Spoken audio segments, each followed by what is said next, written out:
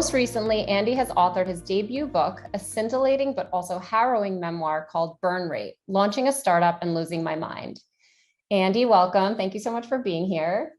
I'm so happy to be here. Thanks, Katina. Thank you. So I thought to just give the listener a little bit of background. I would tell them sort of how we know each other. And you and I both came to become Walmart employees, both through acquisitions. So I came through the acquisition of Jet.com and you through, of course, the acquisition of Bonobos, a company that you had been building for 10 years prior to that point.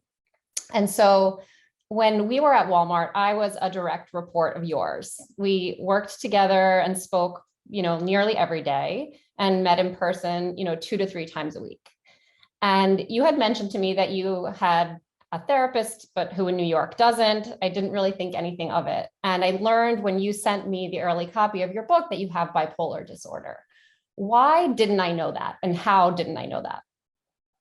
Yeah, it's a great question. And as for working together, I can still remember the first time we met in a conference room at Bonobos. Oh, yes. That's what I remember. And I heard about the initiatives you were working on. And of course, Walmart was exploring the acquisition of my then startup, Bonobos. And I thought, is that my boss? Am I going to be working for Katina? And it ended up the other way around, but we probably should have done it with me working for you because we would have gotten a lot more done. I doubt that, but yeah, that's right. We met in the Bonobos conference room the first time. And then once I was joining your team, we met at the diner down the block from Bonobos. So fun. And by the way, for the audience, Katina is just simply one of the best people and executives I've ever worked with and had the pleasure of working with. So it's so fun. Thank you, Andy, to see what you're building now. So in terms of why I didn't share that I had bipolar disorder from when we met, I have to say that I so admire the former founding CTO of Kayak, Paul English, because on a recent roundtable with Fast Company that Alicia Keys was a part of and Paul was a part of, he talked about how when he received his bipolar diagnosis, he just told everyone around him because he thought it was important data for other people to know. And what a beautiful way to think about it, which is to say, give people the information and be transparent. I felt that it would be a career limiting move to share that I had bipolar disorder. And I think that stems from the early days of being an entrepreneur, where it's hard enough to raise capital when investors think you are of sound mind. And I figured that if people knew I had a mood disorder it's not well understood.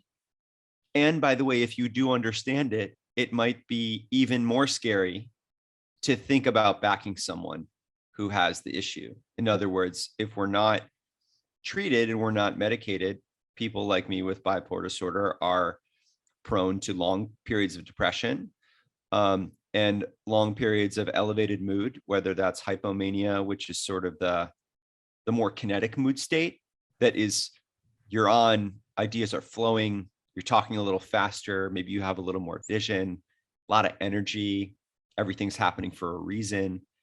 And funnily enough, a person in a state of hypomania is virtually indistinguishable from an entrepreneur who's having a good day, which is why we think that bipolar disorder is at about 3% of the general population. And the early research out of UCSF, who actually has a center on mental health and entrepreneurship, is that it indexes 7 to 1 in entrepreneurs, which would mean that maybe 1 in 5 entrepreneurs have bipolar disorder, to say nothing of the other mental illnesses that, first of all, we all deal with, and that might be disproportional in the entrepreneurial community. Wow. Unipolar depression, addiction, borderline personality, and narcissistic personality disorder, which I think some extra level of narcissism is almost required to be an entrepreneur, because why would you believe that you of all people were going to build something that no one's built? And that, of course, as we know, can be unhealthy levels of narcissism. And then there's probably some healthy level, as my doctor says. So I just assumed, Katina, that if I was on the record with this issue, I wouldn't be able to raise money. And I assumed that people wouldn't want to work for me, that they would view me as someone who had an underlying liability of, being prone to volatility and who wants to follow someone who isn't steady. And I also worried that people would view me through that lens, that it would change the way people looked at me and would be like, well, is that a good idea? Or is he just a little manic right now? Mhm. Or, you know, oh man, this is a difficult person to work for. He's up, he's down. I can't work for someone who has bipolar disorder. And so I thought it would limit me if I disclosed it. And the publication of Burn Rate for me is about changing that conversation and creating a safe space to normalize disclosure of the mental health issues that we all already are facing. Mhm. And let's bring those to light. Amazing. Yeah, I mean, so many things I want to unpack there. I want to talk more about hypomania, and I want to talk more about the over-indexing of, mental health challenges amongst entrepreneurs. All super interesting. But just to back up for the listener, tell us a little bit about Burn Rate, the story. I'll just say, like, I read this book and devoured it. It's really, really good. I knew you were an incredible speaker, and I knew you were an incredible writer from some of the work we did together at Walmart. But this is just like a really interesting story about entrepreneurship, a really interesting story about like family and mental health and relationships, and just a lot of vulnerability that came out of it. So tell the reader a little bit about, what is Burn Rate and why did you tell this story? Yeah, thank you. And thanks for reading it in advance. And it makes it so much more fun to connect on it. So the story's this: when I was 20 years old, I was a senior in college. I had an acute psychotic break out of nowhere, or seemingly out of nowhere. I was dealing with delusions of grandeur, messianic zeal, stopped eating, stopped drinking, elevated mood state. I was at a Burger King at 3 a.m, trying to convince people I was going to deliver a sermon later in the week. And the challenge with the manic state, the state of mania, is basically your brain and your body are disconnecting. And so you're so busy frequently, certainly in my case, saving the world, that you stop eating, you stop drinking. And at some point, at least in my case, I make this decision that I don't need to sleep. And so if you take someone who's already mentally unwell and then you add, we think I was up for 4 days in a row. So, 3 Wow. nights of no sleep. You can imagine, for anyone at that point, you're in a lot of trouble. And so I spent a week hospitalized at the mental wing of the hospital where my mom actually worked, and where I had been a candy striper, and where I had worked part-time jobs as, in the dark room developing x-rays. And so it was extra humiliating when I came out to know that there was a community of people that knew that this had happened. First of all, in the hospital community where I had worked, and then amongst my friends at school and college, Northwestern, who all knew that this had happened. And so I was diagnosed with bipolar 1 upon leaving. The words hit me like a sledgehammer when I heard them. I couldn't process it. It didn't make sense. It was out of nowhere. Like, it was kind of a last week I was fine kind of thing. What is this? And the brief time I spent thinking about or researching what it was, it just sounded terrifying. So, for bipolar 1, the suicide attempt rate, we think, is 60% at some point in your life. The suicide rate is 20%. And so you sort of picture being 20 years old and you're on top of the world one day, and then you get some news that there's a 1 in 5 chance you're going to end your own life by the numbers. To say nothing of the mania, which is, it's humiliating in retrospect, thinking that you're Jesus 2.0. And when other people thought you thought that, it's like, oh gosh, we know what's going on in that guy's subconscious.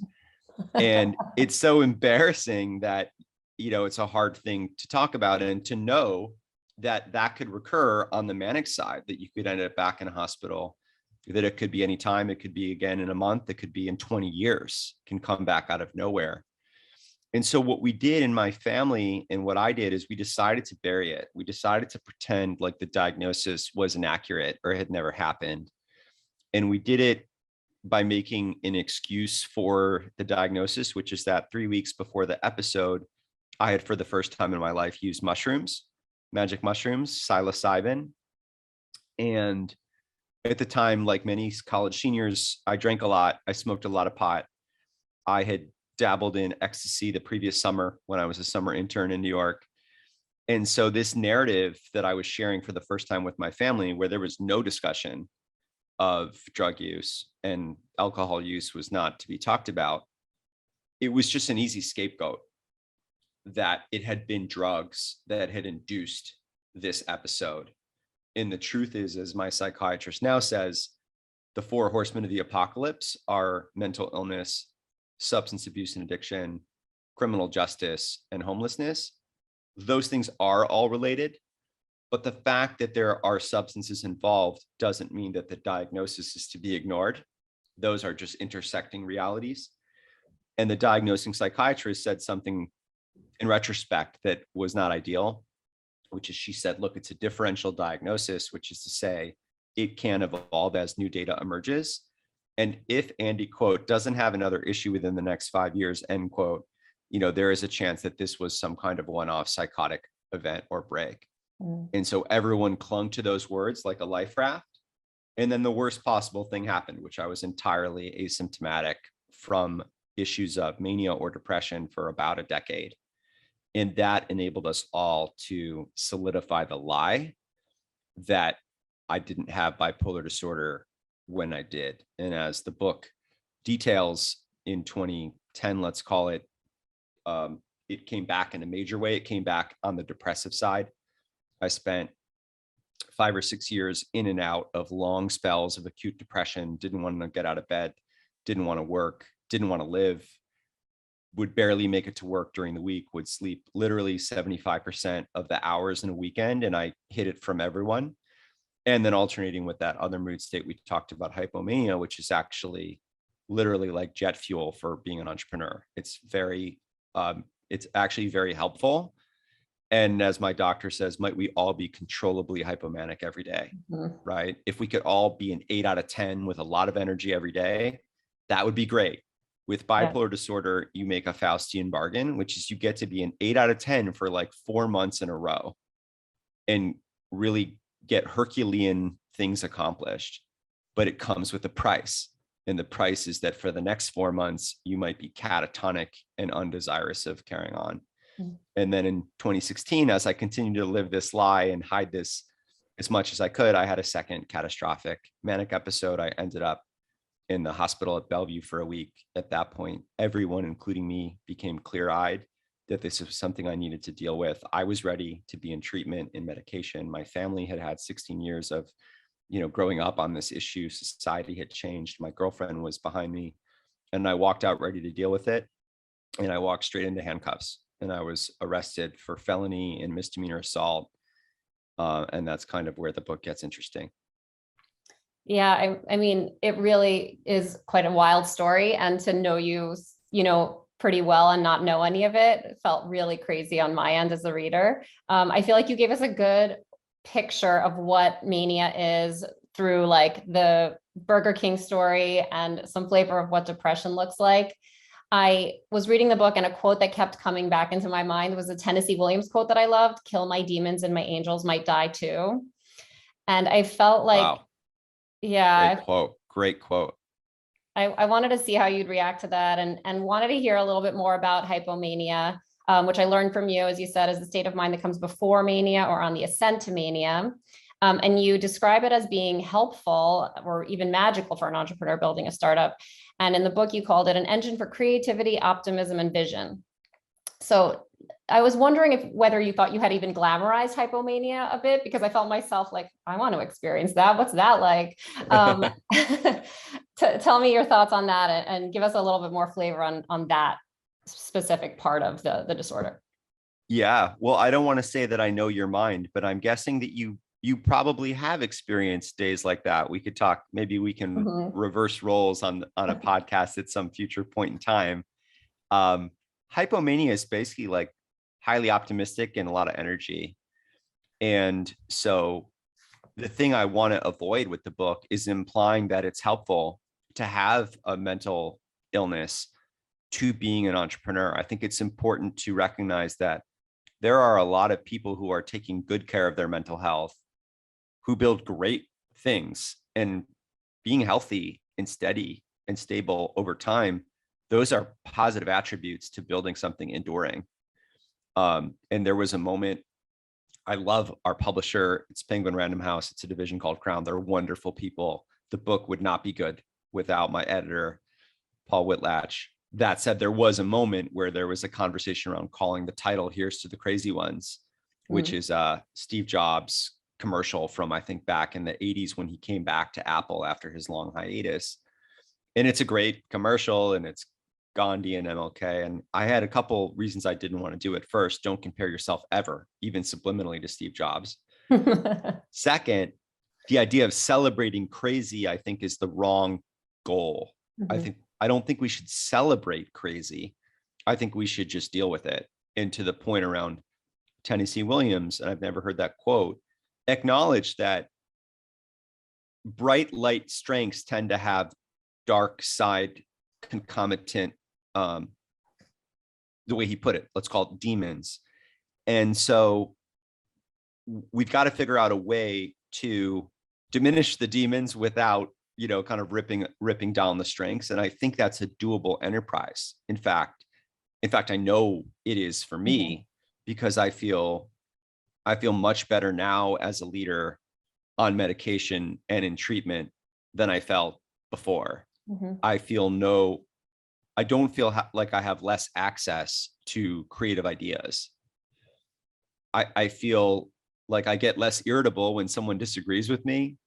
I feel less sure of my creative ideas in terms of like, this definitely is going to work. And having, let's call it a dangerous amount of hypomania at Bonobos, my previous startup, selling pants, was also really unhelpful. At one point I thought we're going to build the next generation technology stack inside of our company. And we literally started trying to build Shopify inside of Bonobos. We rented an office in California. I remember you telling me about that. I remember you were like, we overinvested in technology. Yeah, we spent at the time. Totally. Yeah, we spent probably $30 million trying to pretend we were a technology company when we were instead a retail company. Maybe technology enabled, but it's different to sell pants versus to write software.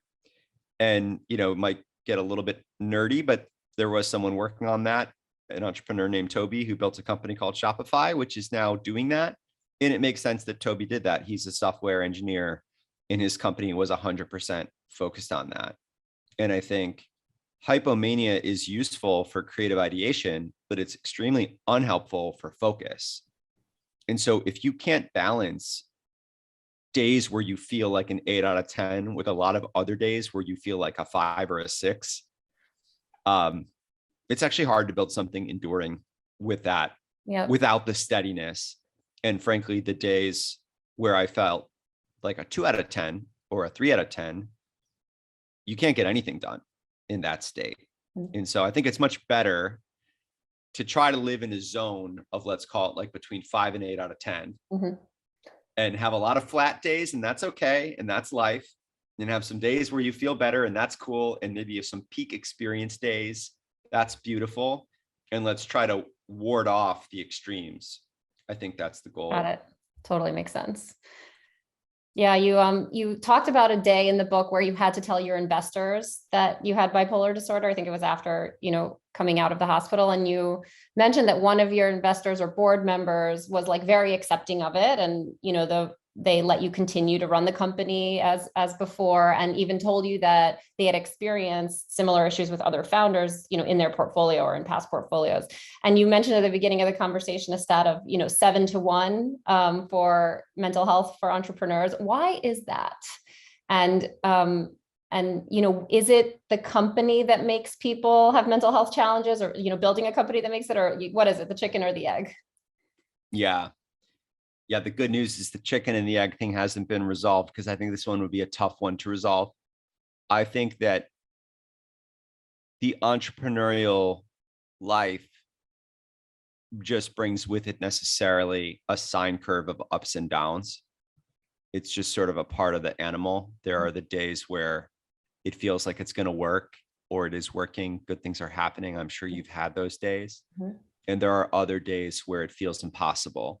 It feels like you're almost certain you're going to fail. You're not sure you're going to make payroll. That big account falls through, or even you just don't have the energy for it anymore. And And so it's a battle of managing your own psychology through those ups and downs. And I think it's really important to acknowledge that the journey of ups and downs is not unique to an entrepreneur. It's a part of the human experience.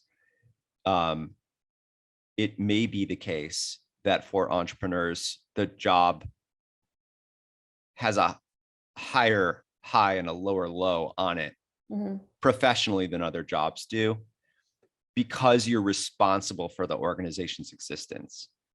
And so one of the things I loved about after we sold Bonobos to Walmart and working at Walmart was knowing that no matter what I did, Walmart wasn't going to miss payroll.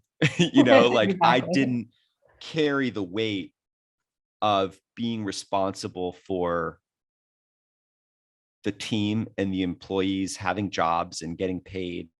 I wasn't responsible for making sure our customers were going to continue to be able to kind of have the brand.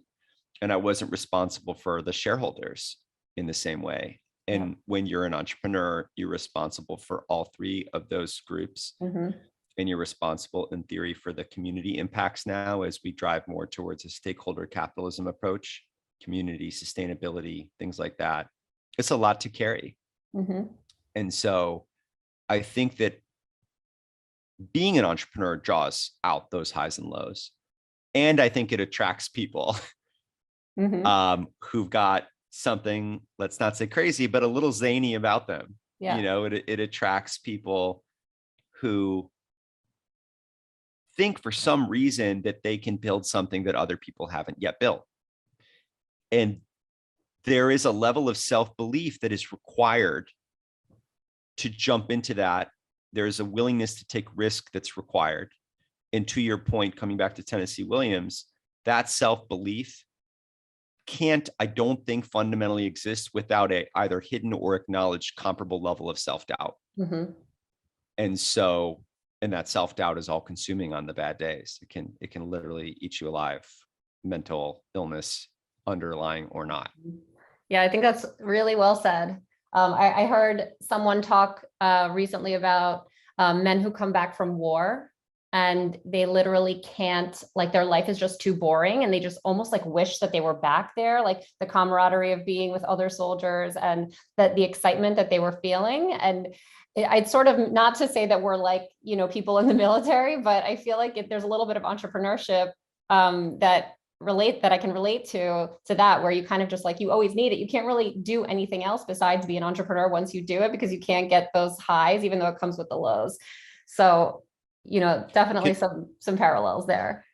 I'd love to pause on that. I'm reading a book right now called It Didn't Start With You. It's about something different. It's about how family systems pass down trauma and pass down things that may not have originated in our lives.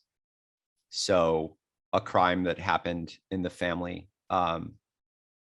incest, a murder, someone in the family who died by suicide, a child that was lost, issues of mental illness. And it basically talks about how these are heritable within the family system. And obviously so much of our humanity comes from our upbringing and our parents. And it talks about how so frequently we internalize whatever we receive from our parents as a form of sustenance.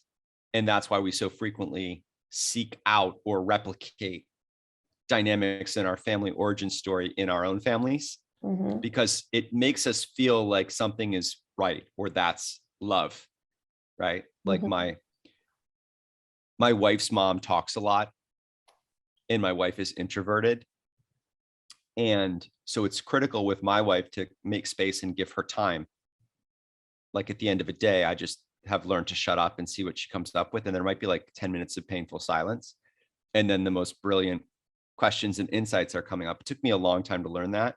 And it's sometimes she's joked that like she's just replicated a relationship with a extroverted, boundary violating, narcissistic chatterbox, which is exactly the challenges that she's had with her own mom. And she's just run that play back.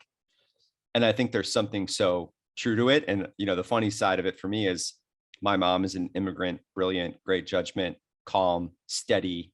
And I do feel similarly about my wife, who is sort of the the buoy and the ballast in our relationship. And on the back of her iron will and her love and her acceptance, I was able to rebuild myself coming out of the episode in 2016. And we got engaged 6 months after that and married the next year. And I kind of like Humpty Dumpty put myself back together on the back of her love. And of course, there was more to do there around like, well, what did that, everything that happened, what did that mean for her? How did I make sure that I was an equal partner? And so I think there is something to this concept of seeking out the familiar, even if the familiar is hard. And so for me now, as I start a second company, there are some people that are like, well, what are you doing? And I'm reminded of the song with Machine Gun Kelly and Camila Cabello called Bad Things. And I think there's a quote in there that says, I love the pain.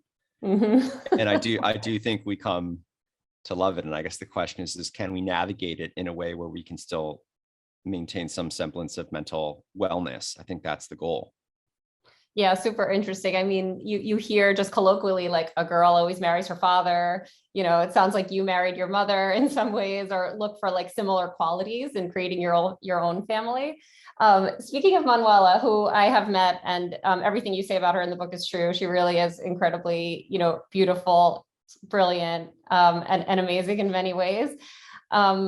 You talked a lot about Hamilton in the book as well. And I was thinking a lot about Eliza and how she was like the true hero of the story, and wondered what you thought about the idea of Manuela as your Eliza. Like, is she really the hero of the story? Because it really did feel like she's what brought everything to stability for you so that you could lead a much more productive life going forward. Manuela is the hero of the story. And then I hope something is different than Eliza, although maybe similar, which is I hope Manuela is also the hero of her own story. Mm-hmm. And I think it's so important to her that she is Manuela's own sign and not Andy Dunn's wife. And I think that's going to be more than the case. Mm-hmm. She's working on something so exciting in the sustainable water space that I think could really change the world.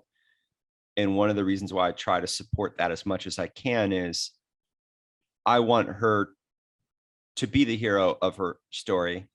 And I reciprocally, privately, want to play the same role that she's played for me. Love it. And that's required a lot of growing up. I was a self-centered bachelor entrepreneur, and the journey to being let's never go to selfless because that's just not going to happen for me, but a directionally less selfish, father and husband, it requires a lot of change.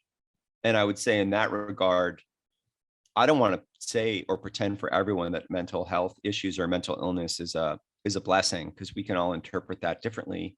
But being in therapy 2 times a week for 6 years is not just, and which is what I've done, is not just helpful to staying mentally healthy.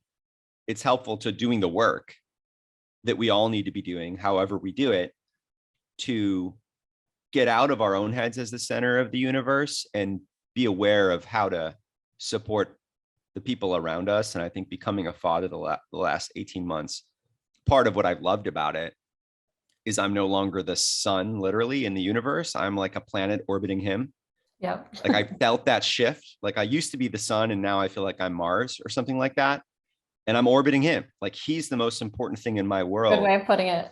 And yeah, and there's some fun, hypomanic sun, whatever that is, a homonym. And I love it because I'm not the most important thing to me anymore. Right. And that's a gift. And I wish just getting married had done that. But I feel like, man, guys are so freaking selfish that that's hard for us to do. Having a child really helps accelerate that reorientation of what's most important. And so, yes, Manuela is like Eliza, and I hope is also like Alexander Hamilton too. I don't want to limit her ability to be the star of the musical too, rather than just the wind beneath the wings, if that makes sense. Totally makes sense. Perfect answer. I want to shift gears a little bit and talk about food and routines and wellness. So at Kosterina and the Inquisitive Olive, we talk a lot about food and how it affects your broader lifestyle. Dr. Mark Hyman is one of our disciples. We look to functional medicine in a lot of different ways as we think about recipes and eating in a way that's better for you and eating in a way for longevity. And Dr. Hyman wrote this book, The Ultra Mind Solution, a long time ago, where he basically says that mental health or mental illness can be cured by food and lifestyle changes. I know that sounds really extreme, but I want to get your take on those ideas and whether there were shifts in your diet or sleep or lifestyle that made you feel more stable and had less of the ups and downs. That's exciting, Mark's view on that. I want to read the book now and I want to learn more about him. I think that food is so important. I'll go ahead just for kicks and I'll put it third. For my life experience, maybe fourth. First is sleep, is getting sleep. And I think it's just really clear on my side that if I start to sleep below 6 hours a night, and as that can cascade downwards, I am ascending in mood state. And once I'm at a sleepless night, we're kind of in the danger zone. Interesting. It's more counterintuitive than I would have thought. I would have thought that less sleep, but the other direction. Lower sleep drives me up in my case, and higher sleep is an indicator of an increasing depressive state. And my doctor is quick to point out depression generally comes in two sleep formats: can't get out of bed and insomnia. So that can happen for different people in different ways. But the game-changing innovation in my life was around sleep. My mom's insistence that I resisted at first, like any good son, strong resistance to my mom's idea, which is that I wear this Fitbit every night. I have a sleep report that comes off of it that shows hours slept and another little ingredient that's critical, which is REM. So actually, like if I'm under an hour of REM, that's bad. If I'm over 2 hours, that's bad. So there's kind of like a 60 to 90 minutes of REM sweet zone for me. And every morning I screenshot that sleep report and I send it to my doctor, my wife, my mom, and my sister. We have a shared WhatsApp group, just so everyone's aware of how much I've slept, which is an ingredient to understanding where my mood state might be going. Sometimes I feel like it's a parole bracelet and I like get rebellious, but it's just helpful. Back to that concept of give people the data, give your loved ones the data that they might need. Don't hide. And it sounded like your sister was kind of doing that even before your second diagnosis, right? Like she was asking you and, watching you and making sure you were okay from a sleep, eating, mindfulness perspective. Totally. God bless her. She was like a human Fitbit. She would text me every night, kind of a little good night, more or less text or get in touch in the morning, try to get me on the phone because you can often hear how someone's doing from the tone of their voice. So sleep is kind of the core. And then I will put medication for me up there. Like I could not substitute sauteed broccoli for a mood stabilizer. Like that would not be a good trade. Like I might weigh less and look better, but I have a, pharmacological need for a mood stabilizer in my day-to-day routine. So I'd rather eat McDonald's every day and have that mood stabilizer. I might not be happy with my own health in a lot of ways, but at least the medication is key. And I would be wary of any concept that if we just have the right diet, we might not need, pharmaceutical help. I think that's a little bit of a dangerous, maybe a very dangerous concept. So yeah, medication. And just in his defense, I think he agrees with that and definitely feels like there's a need for medication. But I think he's seen enough cases, it sounds like, where people have shifted their diet in a major way and have seen really big improvements, particularly as it relates to depression. I'm not sure about bipolar disorder specifically.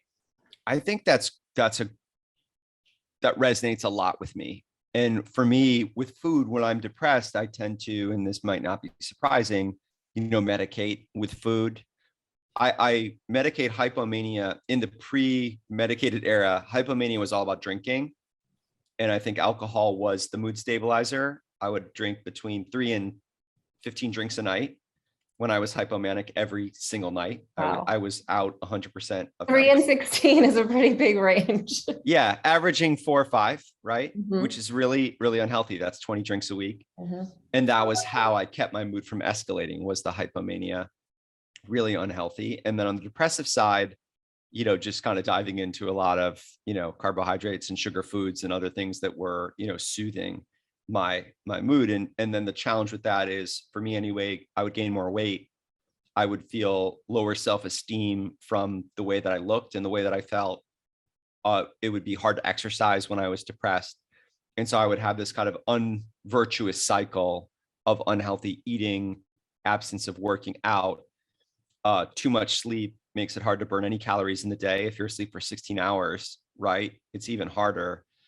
And so I agree that when I'm eating well, that tends to correlate with a virtuous cycle of sleeping well and exercise. And so, yes, I think it's a huge part. It's an ingredient.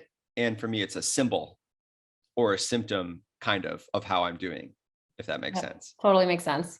Yeah, it's definitely very holistic and it's a piece of the puzzle, it sounds like. So finally, I want to ask you about the timing of writing this book. You are sharing this story after having a very successful exit of your company. You sold Bonobos to Walmart for over $300 million. And everything turned out pretty amazing for you on the other side of that, right? I think you would probably agree that that's what gives you the ability to share this story right now. So I'm wondering what you think about that. Is it only okay because you're a success? Like, what would you say to someone who doesn't have that massive success under their belt and is struggling with a mental disorder like this? Would you recommend that they share it, or should they, remain discreet with the people that they work with? Yeah, it's such an awesome question. And I think I have the privilege of sharing it. You know what I mean? And in discussions with my family, there was sort of some moments of like, well, why are we doing this? Why are we putting our quote unquote dirty laundry or skeletons out there? We got through it. Why do we need to make this public? And I felt like it was a responsibility, that it would be masquerading as a lie for people to think that this had been some kind of a living the dream experience.